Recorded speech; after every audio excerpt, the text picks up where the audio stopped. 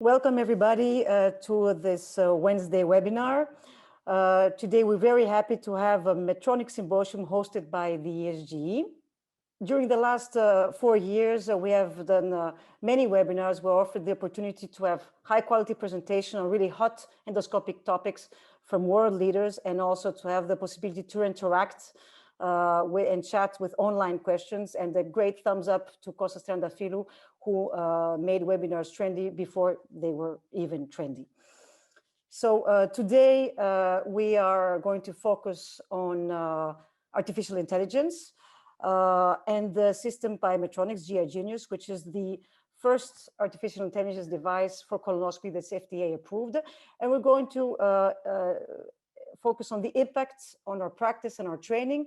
We have three excellent speakers. Giulio Antonelli from Rome is going to speak on optical diagnosis and the pitfalls, the challenges we have. Cesare Hassan, careful. Hello, ciao Marianna, welcome everyone.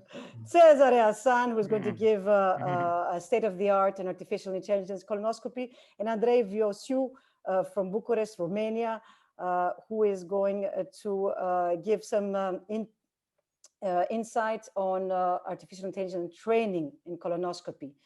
So we can start with Giulio. Giulio, the floor, air, screen are yours. Thank you, Marianna. Good afternoon, everybody. So I have no conflicts of interest. So let's talk about colonoscopy and polypectomy. We know they are effective in reducing colorectal cancer incidence and mortality, but their efficacy is depending on a very complex chain of events. Some of them depend from the patient, but a lot of them depend from the endoscopist. For example, mucosal exposure depends on the ability to maneuver the scope, to look behind all folds, to avoid the slipping of the scope and changing position of the patient frequently.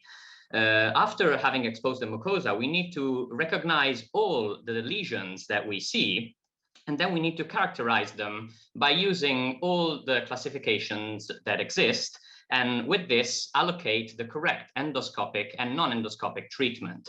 And after that, we have to deliver the treatment, removing the lesions, and then after that, correctly assigning the surveillance intervals.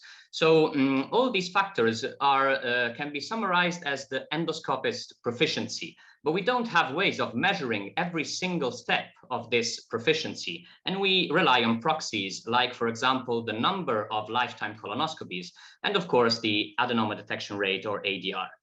So what are the pitfalls in lesion detection? A recent very nice meta-analysis in Gastro on back-to-back tandem colonoscopies showed that the miss rate of adenomas is indeed very high, up to 26% overall and nearly 10% for advanced adenomas. Where do we miss these adenomas? We miss them everywhere. We can see on the left here, equally in the right and in the left colon. But when we look just at advanced adenomas, we miss them more on the right side than on the left side. We miss adenomas of every sizes, nearly 30% of adenomas less than 5 millimeters, but still 6% of adenomas are more than 10 millimeters in size, so advanced adenomas. Of course, bowel prep, an optimal bowel preparation will protect us from a miss rate. So how can we increase this detection? Well, experience on one side is a factor, of course. We know that after 200 to 300 colonoscopies, more or less, a trainee achieves a satisfactory adenoma detection rate. But we wouldn't all agree on defining an endoscopist with 200 to 300 lifetime colonoscopies, an expert endoscopist. So probably experience is not necessarily fully correlated with ADR. And this was actually confirmed by the experience of the German screening program, where we see with the green lines are old endoscopists exiting the program. And we can see that they show a decline in the ADR in the last years of their practice, while the blue lines that show young endoscopists entering the screening program, we see that they have a higher baseline ADR and their ADR rises over time. So this is actually different from upper GI neoplasia, where we showed in a recent meta-analysis on based on the artificial intelligence studies on upper GI neoplasia, that experienced endoscopists show at least a 15% more sensitivity in recognizing upper GI neoplasia than their inexperienced counterpart. So how can we train in increasing detection? We don't have a lot of literature, of high quality literature on the topic. We have a randomized controlled trial from the US, from Professor Wallace's group, where they randomized 10 US centers. 5 received an intervention based on a complex first lectures on adenoma detection. Then they analyzed the ADR of the center. They identified low performing doctors of every center and all the obstacles they found to a high quality examination. They could request a one-on-one proctoring, and they put up posters in the endoscopy suite. Well, we can see that they showed in the trained group, so the group that received the intervention, a sharp rise in ADR. But at the same time, also the control group that didn't receive any intervention, some of them showed an increase in ADR, probably just because they knew they were being measured. What about the other randomized controlled trial from the Polish screening group from Professor Kamiński? Well, they randomized just center leaders of every center to receive either what they called a leadership training.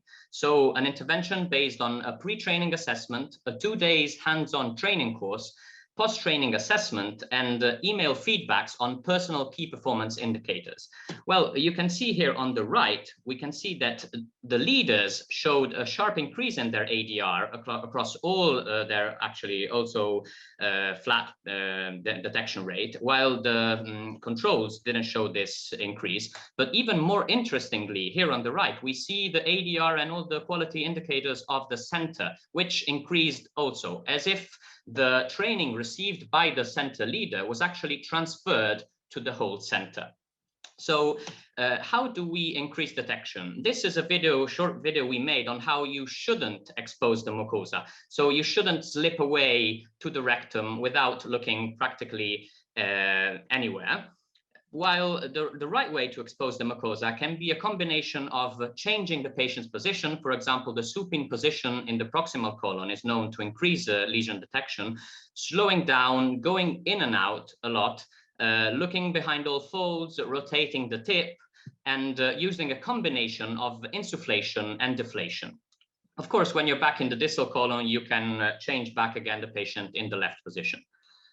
What are the evidence-based tips we can use to train ourselves in increased detection? Of course, you have to take your time. We know that at least 6 minutes is the optimal withdrawal time. After 10 minutes, the ADR actually plateaus, so there's no need to go on more. You should perform at least a cecum retroflexion or a double proximal inspection. They are both known to increase ADR. And add-on devices also can be helpful, especially literature shows us, especially in low detectors. And of course, the use of advanced endoscopic imaging, chromoendoscopy, both dye-based and virtual chromoendoscopy, has been shown to increase ADR, although one must be trained how to use it, and we'll be there in a minute. I wanted just to give you a sneak peek on how artificial intelligence can impact training. We recently had this randomized trial approved for publication. We randomized 10 non-experienced endoscopists, that meaning less than 1,000, colonoscopies in their lifetime, either to perform standard colonoscopy or GI Genius assisted colonoscopy. Well, we showed that inexperienced endoscopists have a good significant increase in their ADR, and this is true for all colonic locations, for all polyp morphologies, and for all polyp sizes. Interestingly, we also showed that this increase in ADR is independent from the experience of the endoscopist when we compared these results to the first AID-1 trial with GI Genius in experienced endoscopists. So when we look at lesion characterization, we have much less evidence. We don't have established quality performance indicators apart from the ESGE PV, which are a bit old, 10 years old, and they have been shown to be difficultly applicable to everyday real-life clinical practice. But the ESGE recently developed a position statement for a curriculum in optical diagnosis for every part of the gastrointestinal tract, establishing pre-adoption requirements for the training in optical diagnosis, then steps of this training and ways of assessing and maintaining competence. What are the prerequisites for optical diagnosis training in diminutive polyps? Well, you must have at least a personal experience of 300 lower and upper endoscopies. You must meet the ESGE key performance indicators for upper and lower endoscopy. And after that, you must acquire a competence in endoscopy with advanced endoscopic imaging. When this is acquired, you can start training for optical diagnosis. And this passes through a validated training course in validated classification that for now are the NICE and WASP classifications for NBI and the basic classification for BLI. Then you must assess 120 lesions prospectively, having a histological feedback. And then you must evaluate your competence on 60 more prospectively collected lesions. After that, competence has to be maintained by regularly assessing diminutive lesions and reviewing at least 120 lesions at the end of the year, of the first year, to see if you have kept this competence. If you haven't, you have to go back to the training course. So just a small sneak peek in a meta-analysis that was recently published on optical diagnosis for diminutive polyps. We showed that actually training is effective across experts and non-experts, and that computer-based training is equally effective as didactic training. The meta-analysis pointed out that there is a lack of standardized methods, but this we hope that optical diagnosis curriculum by ESGE can help there. Lastly, what about artificial intelligence? We recently submitted this trial for optical diagnosis with a real-time system, and 9 experts and 9 non-expert endoscopists evaluated 600 diminutive polyps. The interesting thing I wanted to show you is that non-experts showed their accuracy and their negative predictive value increase very significantly between the first lesions they evaluated and the last lesions they evaluated. So we think this could at least partially be explained by a learning effect that the AI system has transferred to the non-expert endoscopist. With this, I have finished. Thank you very much, and I pass the ball to my fellow speakers. Thank you very much, Giulio. So we will continue with the next speaker. Please send in your questions to the chat, and we'll answer all the questions at the end of the 3 lectures. So Cesare Hassan will give a state-of-the-art lecture on the use of artificial intelligence in colonoscopy. Thanks, Marianna. So, Marianna, if you ask myself or Valerie Picci or Andrea Ornian what GI Genius is for us, I would say he's like a child, because we fed him, we trained him, we validated him, etc. As any child, GI Genius has some strength, some weakness. It will have opportunity, but of course, as a pseudo parent, you are also worried about possible threat. Why is AI and GI Genius so important? It was about 12 years ago that Mike Kaminsky showed to us that if you are, even for 1 second, a suboptimal endoscopist because of low ADR, distraction, whatever, you can make a catastrophic error. And this catastrophic error generate an interval cancer. So the attempt we did also as a society in these 12 years was to target the endoscopy. Yes, I want to pump up the ADR of Cesare Hassan so it will not cause post-colonoscopy cancer. However, this is not so easy. Marianna, if you ask us, do we know our ADR? Did we do retraining courses recently? Not so confident. So the revolution of AI is not to target the endoscopist, but to target the patient. We want to prevent the error of the endoscopist from becoming clinically relevant. This is the paradigm shift of AI I don't know, Marianna, why I missed this lesion that day, but if I had glide lineage on my side, the patient would now be protected by my own mistake. So this shift of focus is the main revolution that glide lineage did. We evaluated glide lineage with this attitude in 2 studies, the only 2 Western randomized trials. And if we consider the increase in ADR as the reverse of the reduction of miss rate, you may see that with expert endoscopists, I was one of these 6 expert endoscopists, glide lineage pump up your ADR by 40 to 55%. It protects patients from error of expert for any lesion, any size, any location, any morphology, because we are not perfect. We can miss everything when we do colonoscopy. Even Doug Rex misses 20% of polyp, of his own polyp. If he missed 20, I would probably miss 40, Marianna. And this is the same module we repeated with inexpert endoscopists, and I will be back on this to show that even trainee can enjoy by glide lineage, but I was incorrect. It's not the endoscopist who benefit.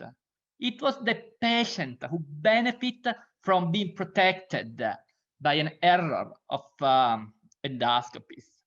And our 8 study with glide lineage were in line with 4 randomized trials performed in China with different seasons. So everything is going in the direction that to protect the patient is much more effective than to protect the endoscopist. So this is patient friendly. Okay, it's done. Is it also endoscopy friendly? Are we scared to be replaced by glide lineage? Will glide lineage fire me from the hospital despite I have 2 mortgages and 3 kids?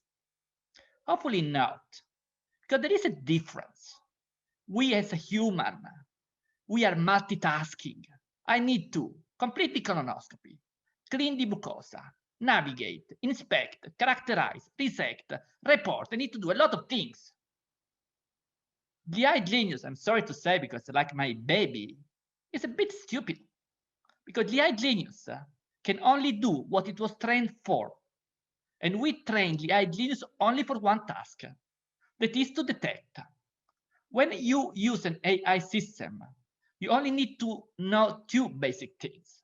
First, what it was trained for and with. For instance, glide lineage was trained with more than 2,500 cases coming from 20 centers. Why did we choose 20 centers? Because we wanted reproducibility and generalizability, and this is in the training, it's not after. And then you need to know the standalone performance. Does it detect polyp or no? And you may see that when we gave in artificial setting frame of polyp, it literally detects any polyp. So it is endoscopy friendly. And it is on our side.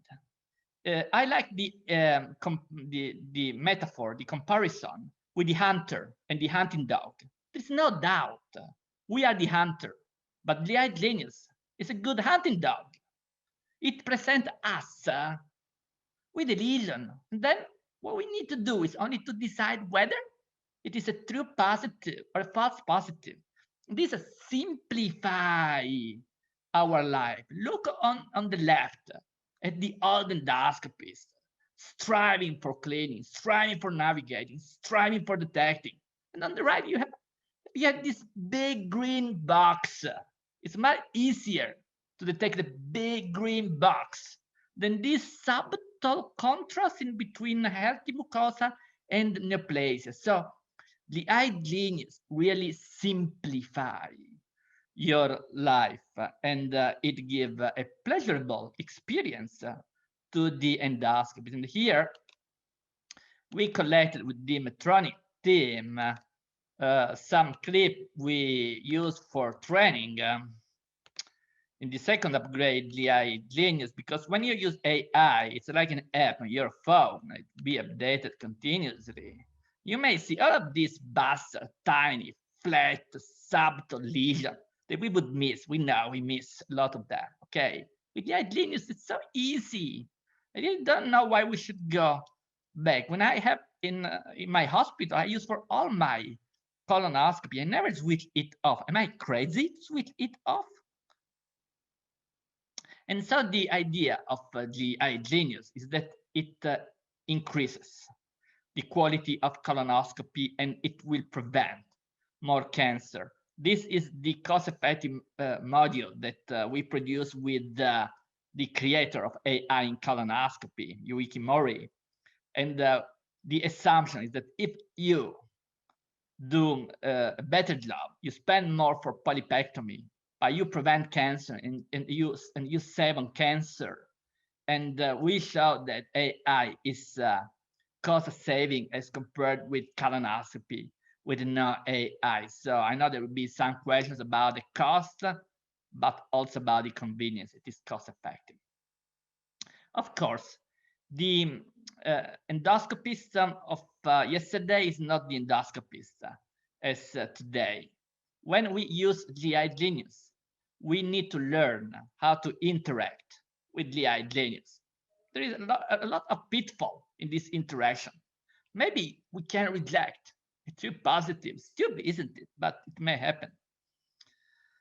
Or maybe we can compensate, we can help our child by detecting what it missed in the first place.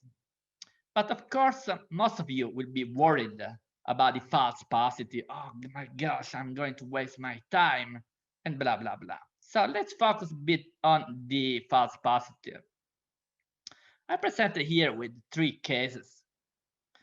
This is what I name as the blood bias. Anytime GI Genius see blood, it gets crazy because, guys, the adenoma is reddish.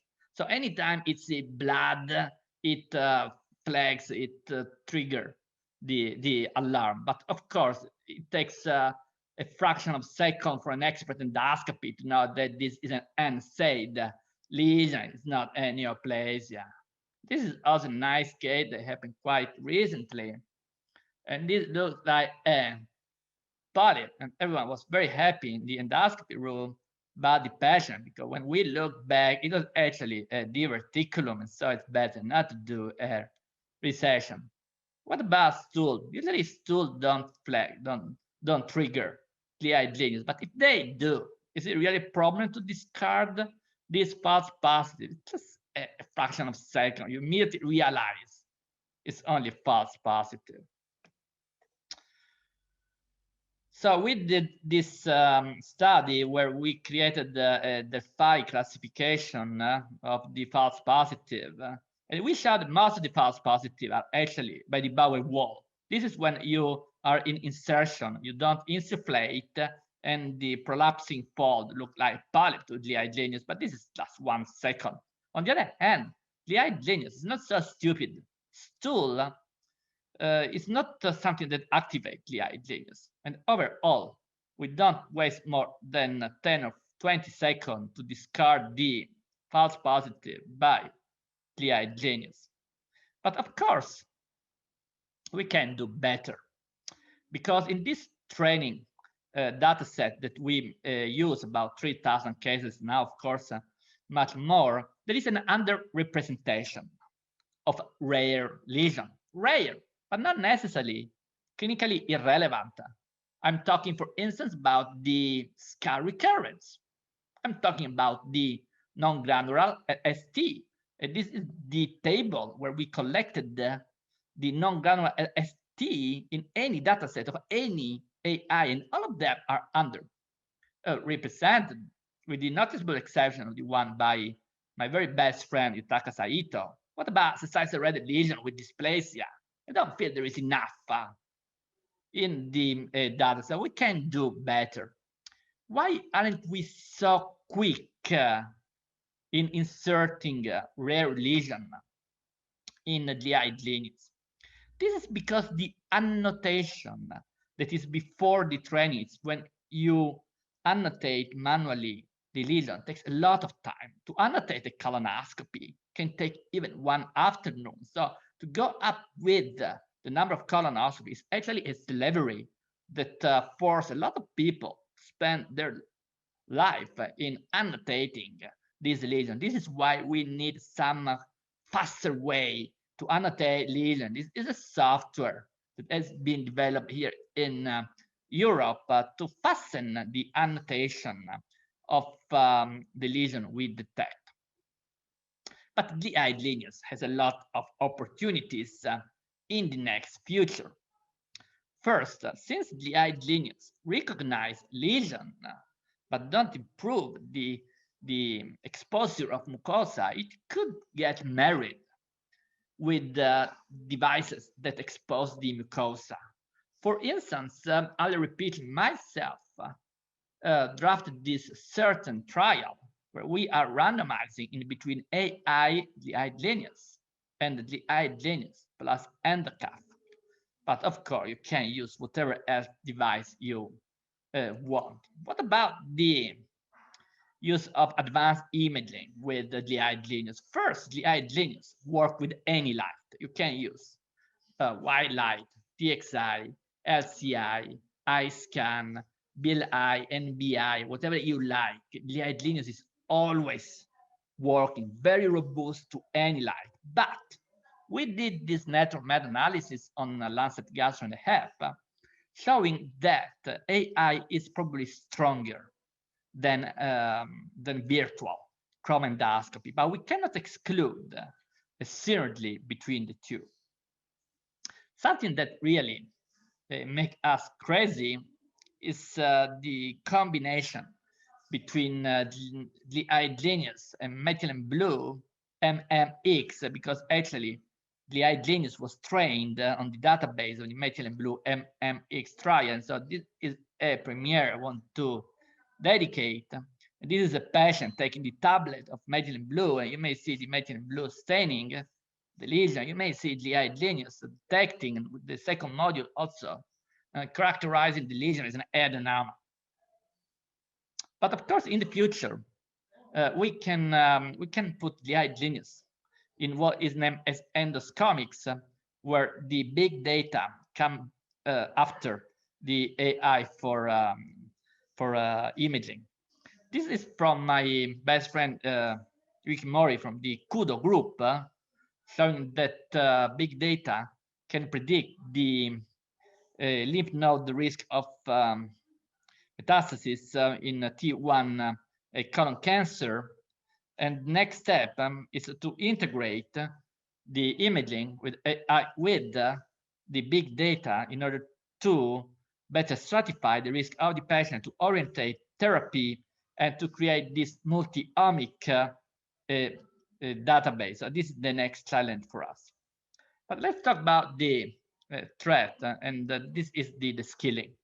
Because when we look back at mammography, CAD in the United States, after 20 years, there was some de-skilling in the radiologists. When they didn't use the CAD, their performance was extremely bad.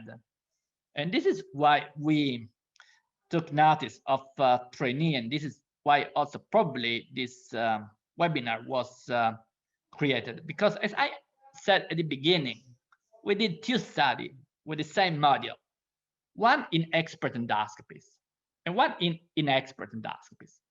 And I get that we show two main features. First, whatever is your experience, you get benefit from CAD.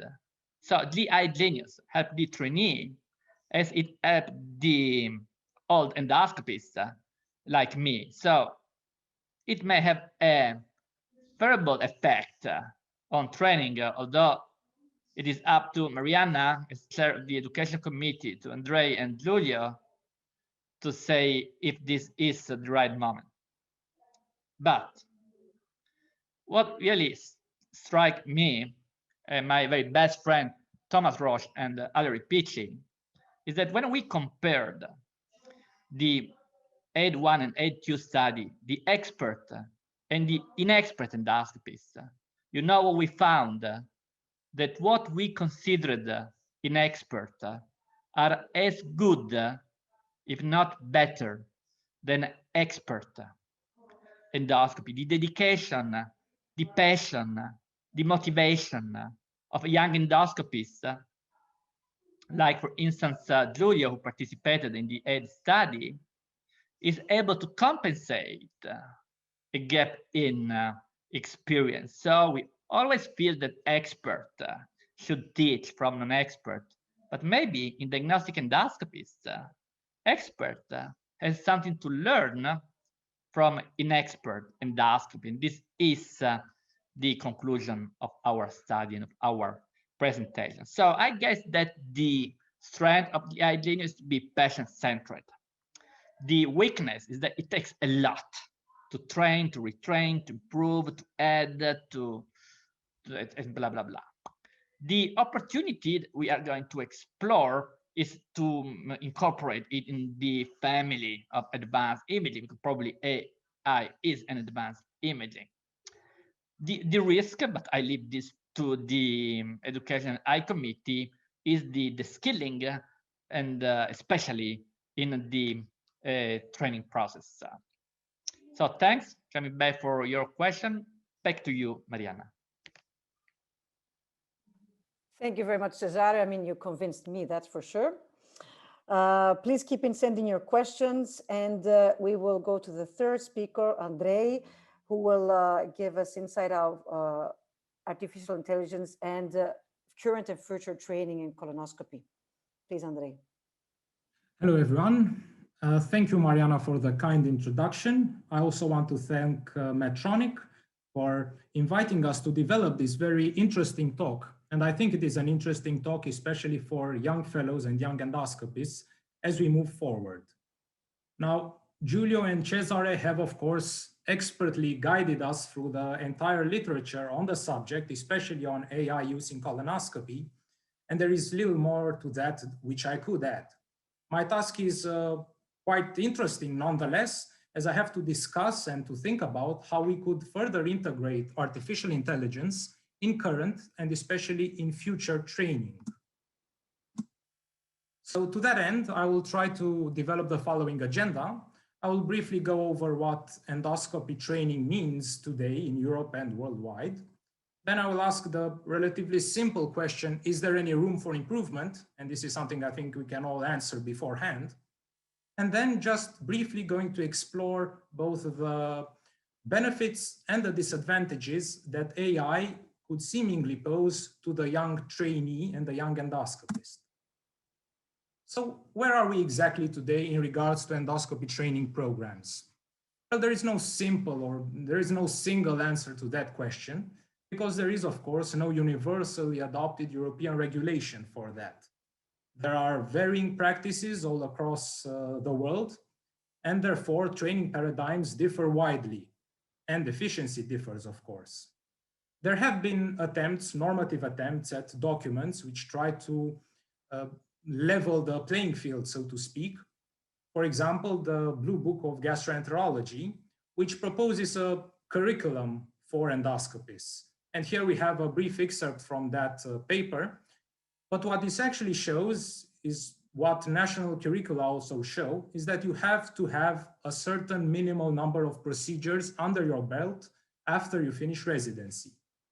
We know this, and we've discussed this in various webinars, that numbers don't equate with competence or performance. They are just part of the equation. They are just part of what makes a trainee successful.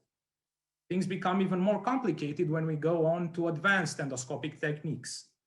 And they are more complicated, obviously, for at least 3 reasons. First of all, advanced techniques means you have to have an advanced endoscopic teacher.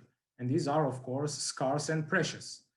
Then you have to have a certain case volume in order to gain competence in that particular technique. And this is also very difficult. And then there is the paradigm that I've already mentioned, the training paradigm, which in the case of advanced endoscopic techniques is basically a master-apprentice paradigm. And it is obvious to everyone that this involves a lot of variability.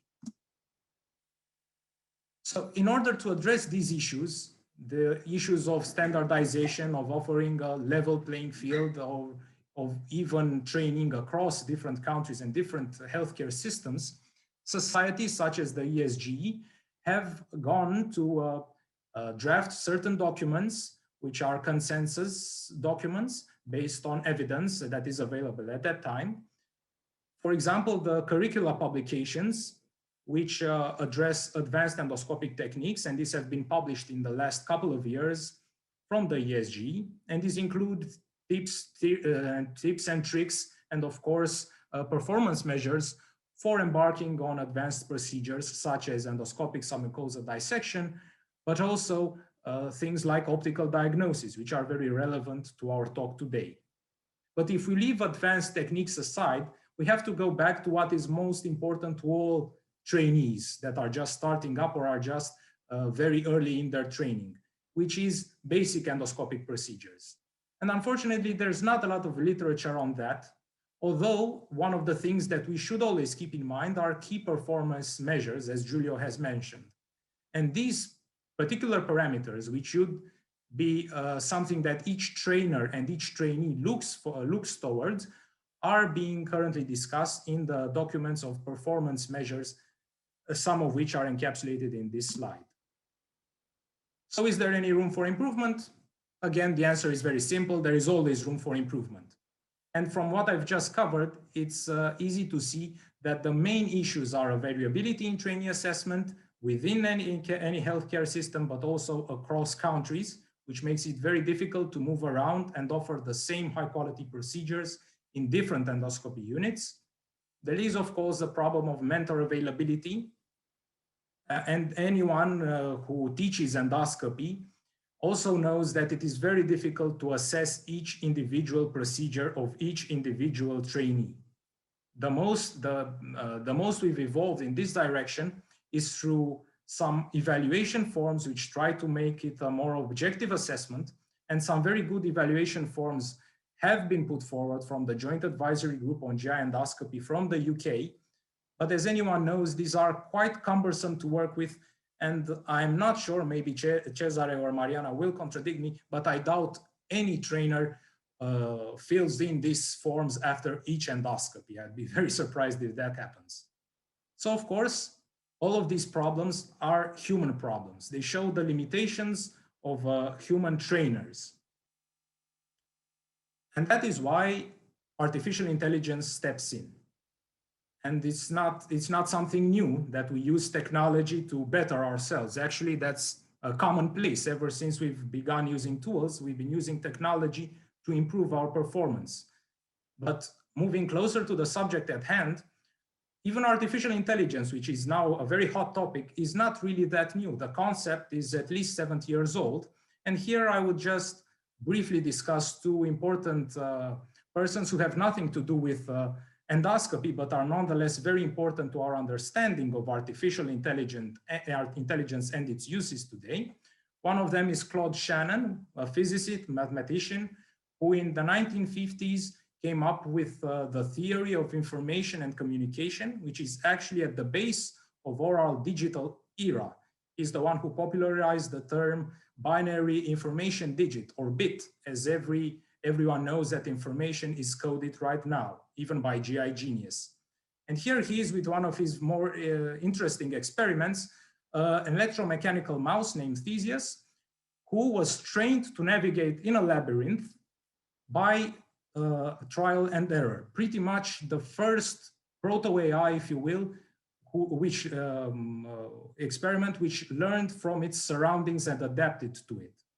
The other personality is Isaac Asimov, and some of you, if you are science fiction readers, will definitely have heard about him. And in the same era, around the 1950s, he came up with many interesting stories about how artificial intelligence will help and protect us in the future. Now, of course, few of his predictions came true up to this point, but there is, of course, a lot to look forward to in the future. But what is obvious to everyone is that scientific advance has been gaining force, and it has been developing rapidly across the past 100 years. And even though that might lead some of us to become nostalgic and fear the new technology, I would ask if any one of you would prefer the fiber gastroscopic view of the 1970s to the current imaging that we have as a standard of use today. But again, just because something is new doesn't necessarily mean it should be adopted straight out of hand. So, of course, there is some fear and there is some resistance, some of it coming, of course, from trainees. And we all read and we hear about how AI is going to replace us. So the question that comes to a trainee's mind is it really useful? Or is it just another new thing to learn? And you have to understand that during the residency, which is a very limited time period where you have to train in very different modalities, having a new technology to adapt to might be cumbersome and might be intimidating.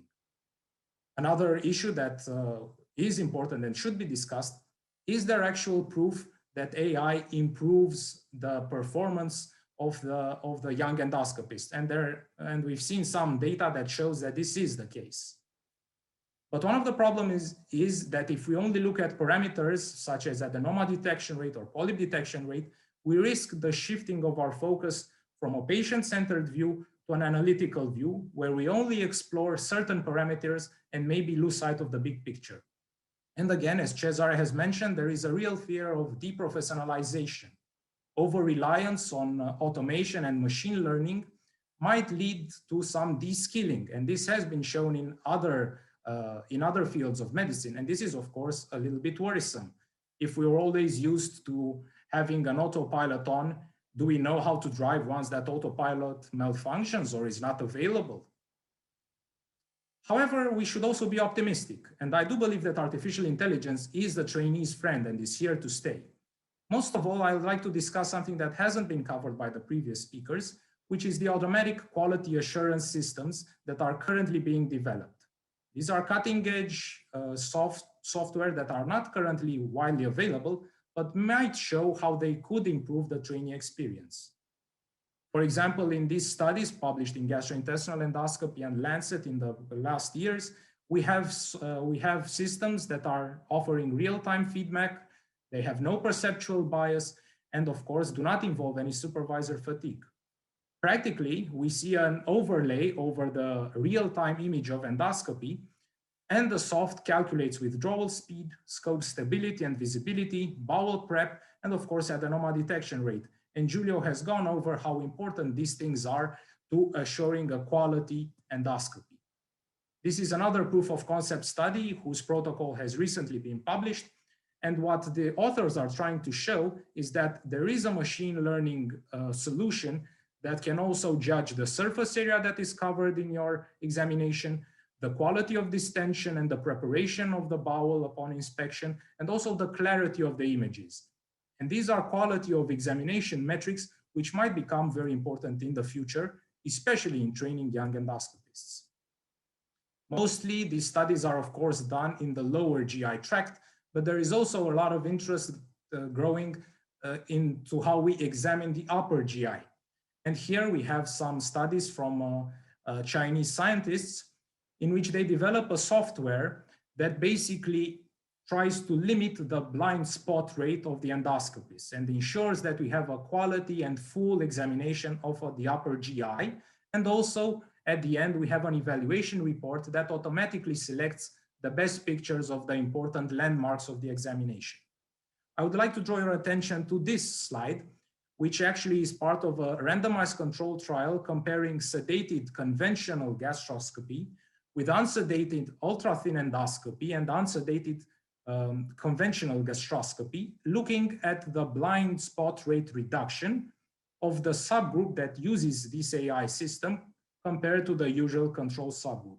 And we see that across the board, there is, of course, an improvement in the blind spot rate, so a reduction in places that we do not look for due to the visual cues provided by the AI.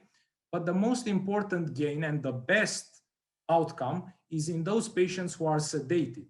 So again, it's not just having the best technology available, it's ensuring the best experience in order to have a high quality examination. And we must not lose sight of that. But looking toward the future, just imagine what is possible now. Maybe in the not so distant future, we'll have real-time evaluation of our performance. We'll not only rely on our mentor who might be tired after a day of endoscopies. We will have, as patients, less incomplete examinations due to trainees or young endoscopists. We should have structured, auditable assessments and higher quality procedures all around. Furthermore, this might pave the way for continuous tracking of progress of young endoscopists, and we could provide learning curve analysis in real time. That could lead to personalized programs that could improve technique for each and every one of us and could take some of the pressure off the trainers. And of course, at the end, we could also have decompressed discussions, and this could increase mentor availability by off-site assessment of our performance. This will hopefully lead to a quicker gain of competence.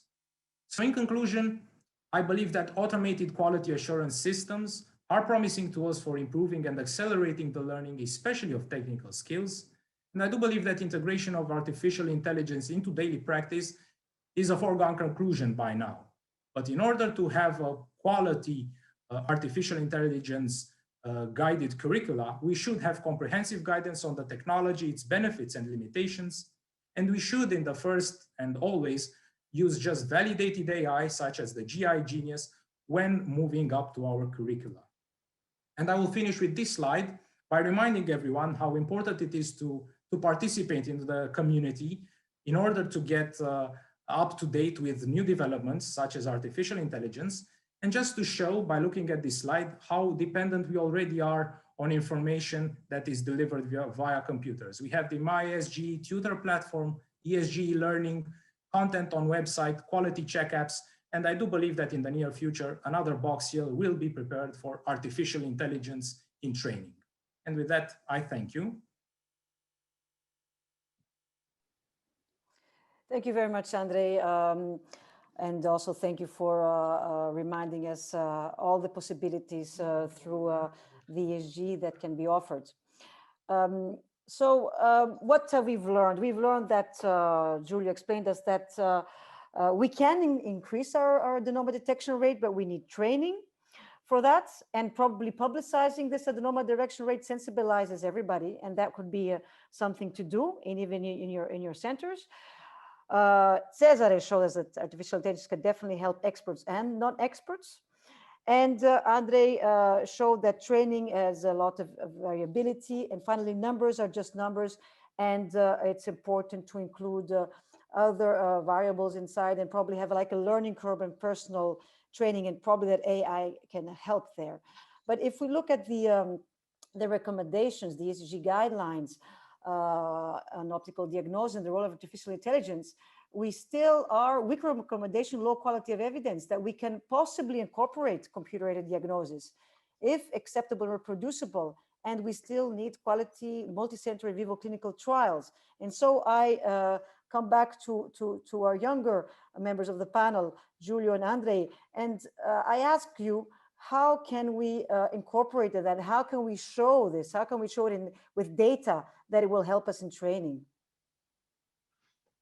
Well, I think that a little bit has been shown that we know that artificial intelligence can help us a little bit, at least in increasing our quality parameters. What hasn't been shown yet, I think, is how reproducible this is, although we have 2 randomized clinical trials on this.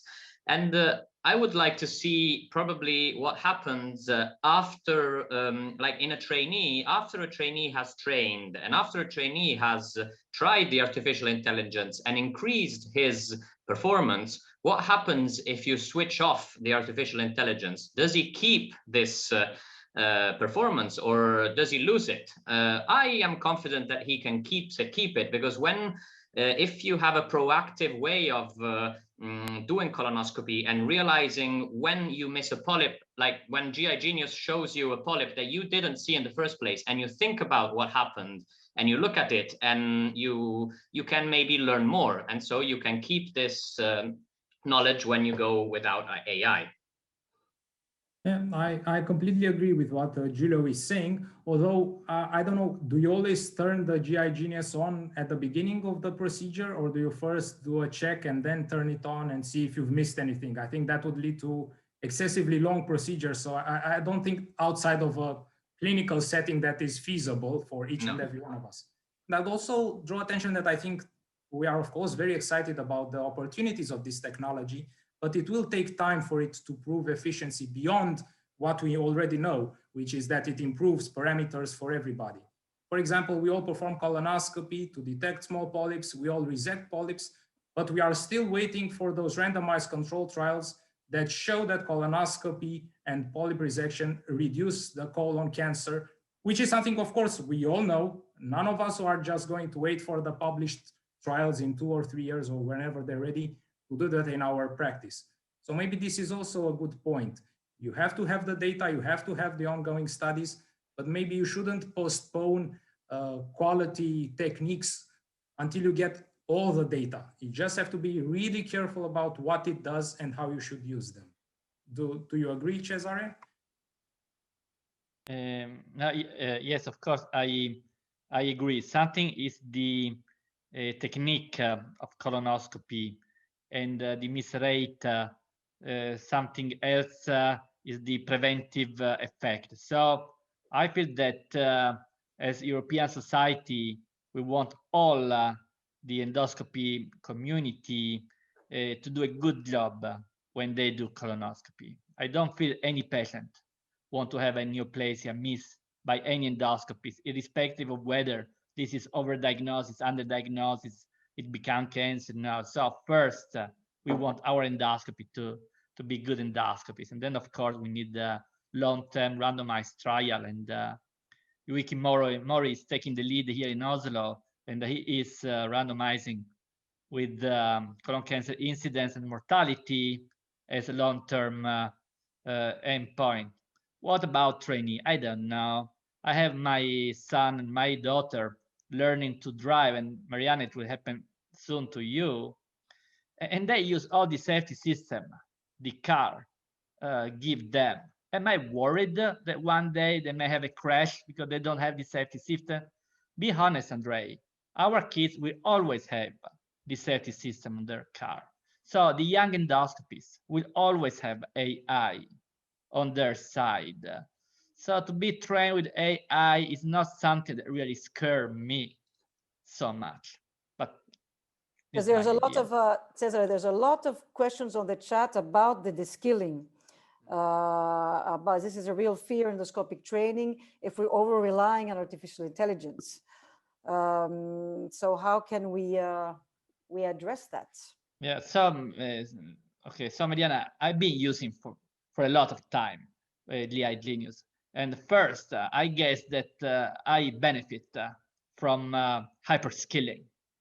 So I remember the first time I was with Doug Rex. He looked at the polyp and he didn't say anything because he wanted to know whether I found the polyp. And most of the time I didn't find.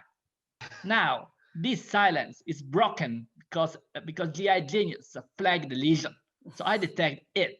So I get that I learned a lot from GI Genius. So I get that first, there's an hyperskilling of endoscopy. And then it is up to the endoscopist. If the endoscopist is so lazy, then he doesn't want to learn from GI Genius. Oh, guys, maybe he needs to switch to ERCP or to EOS. But if he's a bit interested in colonoscopy, I get it, hyperskilling. It's much more likely, Mariana, than skilling. Also because, be honest, Mariana, what is the real training for colonoscopy now? Was any of us trained in lesion recognition? Was any of us trained in recognizing subtle flat lesion? I guess no. You know what, Mariana? GI Genius has been the first trainer for me. I was trained by GI Genius in these 2 years, and I get a lot of people will take benefit for it. So either you go to Indiana, but there is nothing to do in Indiana, or you have GI Genius and you learn from GI Genius. I advise the second, honestly. I have another challenging question from the chat about resource deficient situations in low-income countries. How do we train there, where artificial intelligence is not available? The cost is going to be an issue at one point. Is this going to exaggerate the gap? Yeah, this is a very good point. So first, you know, Mariana, that we have this training center in Ethiopia, and if anyone is listening to us. Big welcome to all of them. So I feel that, for instance, remote training is very well working for these areas, and remote training can get benefit from AI. For instance, I know that your center in Belgium has been extensively involved in training a Senegal center. There is the one by Lars Abeken, who is training the Addis Ababa for ERCP. So I guess that AI will incorporate very well with this idea of remote training, and this is a good idea for our society. Yeah, very good idea. Looking at the chat again, we have a question maybe for Giulio. What about the resect and discard technique? Can we perform that after what kind of threshold? 300 colonoscopies? Well, if you have to look at literature, the resect and discard techniques is part of the PV. So no, you should be actually proficient in at least 90% negative predictive value, which can be kind of hard. So I saw the question actually ask us if we do it, the resect and discard. Honestly, we don't. I mean, we send polyps to pathology right now. Maybe AI can help us also there, because if AI is certified to help us in the optical diagnosis, at least of diminutive polyps, maybe we can start doing resect and discard. But also in that case, I think there are some legal issues that we have to confront before adopting it. I guess. True, that's also important for your feedback, Adi, as you showed the initial feedback, your 120 polyps, you have to have that feedback. So as young trainees, go back and see your reports, and compare them with the pictures. That's how you learn when you train. Talking about legal issues, Cesare, I had another question. What about liability? You know, if you do me colonoscopy with AI, you don't find anything, and I have a cancer 2 years later. Who am I going to sue? Yeah, now, this is a very good point. So first, Mariana, if you come to me, do a colonoscopy, and then you have something bad, you will sue me. This happened with any patient. Despite before the procedure, they are very good with you. If there is any adverse event, usually they go to a lawyer. For instance, here in Italy, any family has at least one physician and one lawyer. So it's very easy to find a lawyer who bring you to court. So I guess, Mariana, this is my idea, that AI protect us. Because something is to say to a tribunal, look, I didn't find anything. Something else is to say, look, I didn't find anything, but even GI genius, who was with me all the time, even him, because for me it's a person, even him didn't find anything. So I feel that this reduces our liability. We are not alone anymore, Mariana. This is the message. With the GI genius, you are not anymore alone. You are sharing your responsibility with the one who developed the software. I know very well who developed the software. They are named as Nyan and Andrea. I know their address. So if there is something bad in their software, and the tribunal is going to find out that there was something bad in their software, I will go to rush to these people's houses and to bring them in court with me. So I feel that those who develop the software are liable if they did some mistake, if when developing the software, when telling you what cases they put in training. But also, Mariana, is very important, because I read some of the questions, that the community understand that the AI software is liable only for what it developed. For instance, there is a question about ulcerative colitis, okay? If I have an interval cancer in ulcerative colitis, I cannot tell the tribunal, oh, look, I had the GI genius, because the judge will say, look, Cesare, GI genius was not trained in ulcerative colitis. So AI is very narrow. Please don't overuse it. It was trained for polyp detection. That's enough. Don't use for detecting squamous neoplasia in the esophagus or an early gastric cancer. It was not trained for this. So I think that we need to study a bit AI before getting it, also for liability. And I agree. It's a very important point. But in general, it protects us and the patient. And we have another question about preparation. So Giulio very nicely illustrated that any kind of AI will not help you if there's a bad prep, if you are just coming down in 3 minutes, if you don't go through the folds, etc. So I suppose that colon prep is still super, super important. Absolutely, I completely agree. It's still super, super important. Although I had a very nice video I couldn't show for time reasons, in which you can see that AI can help us in a bad preparation, which of course, I mean, we know that if you have a suboptimal preparation, you have to repeat the exam. Still, sometimes you have subtle appearances of a polyp in a bad preparation, and AI usually gets them too, helps us also there, I think. But yes, we need a good preparation. So that's still, the basic. it's not going to solve all our problems in colonoscopy. No. Maybe one last question for any of you guys. Any data on morning, evening colonoscopies, and if AI will help you more in that 5 o'clock colonoscopy compared to the 8 o'clock in the morning one? I guess that it helps when you are tired. It helps when you are under stress. It helps when nurses push you to be fast because there are patients in the waiting room with the long queue. So yes, it is an anti-stress. It is an automatic anti-stress. So I mean, in any moment, it's a bit more stressful.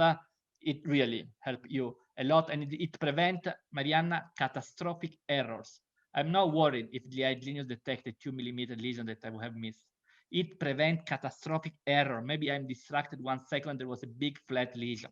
This is extremely important. Like it's like a paracute. Why don't you open your paracute? Okay, so I would like to, if you don't have any more questions, I think that we can wrap up. So I would like to thank, of course, Medtronic for this opportunity, the ESGE Governing Board for all the fantastic work, and our fabulous webinar team, David and Gabriela, who makes this a reality every Wednesday. Don't forget, there is an ESGE Medtronic Artificial Intelligence Research Award for all you young researchers who want to do more work in this area. So please check the sites, and we encourage you to apply. We also have our ESG days coming up in 2022 in Prague. So we'd love to have you there to forge more connections. And please become an ESG member if you're not, because we have, as Andre showed, lots of benefits. We have My ESG Tutor. We have also the ESG Quality Checkup to become a champion in key performance measures. And please come back next Wednesday, same time, to dive in the bile duct with Lars Abeg and George Wester, Andrea Anderloni, again for another Wednesday webinar. So thank you very much for attending. Thank you to our super panel, and have a nice evening. Bye. Bye-bye. Thanks, Marianna. Bye-bye. Bye-bye.